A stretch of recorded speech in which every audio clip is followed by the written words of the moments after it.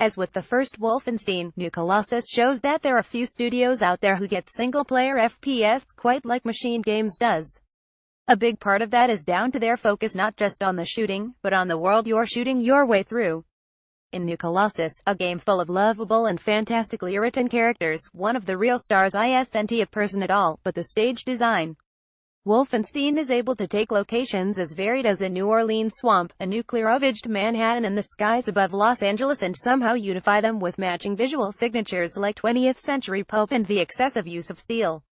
Also helping tie things together are the game's posters, which litter almost every corner of New Colossus and play a big role in not only making each level feel like a lived-in place, but doing a lot of heavy lifting when it comes to environmental storytelling.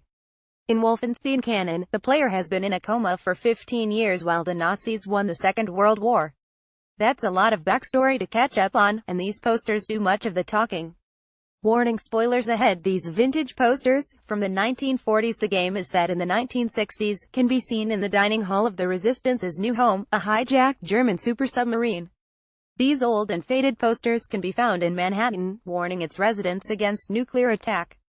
Which didn't do them much good, since by the time you visit the city in the game it's a radioactive wasteland. Note how the Ausmerzer has its own logo, a nice touch.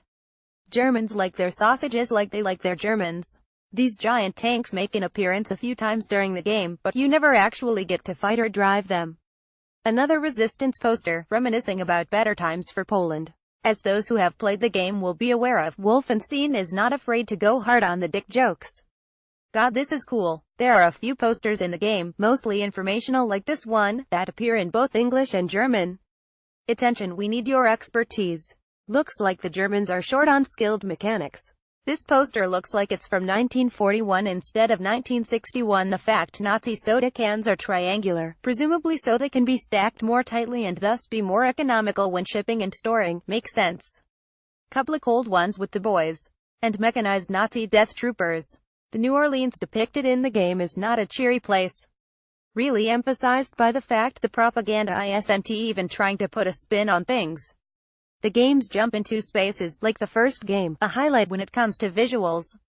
Here is some space sauerkraut. Not every poster in the game is propaganda. This is a recruitment poster for Nazi space pilots. Venus coffee. I don't know how he's drinking it, but that logo makes me want some. When the player visits Venus, it's an inhospitable wasteland.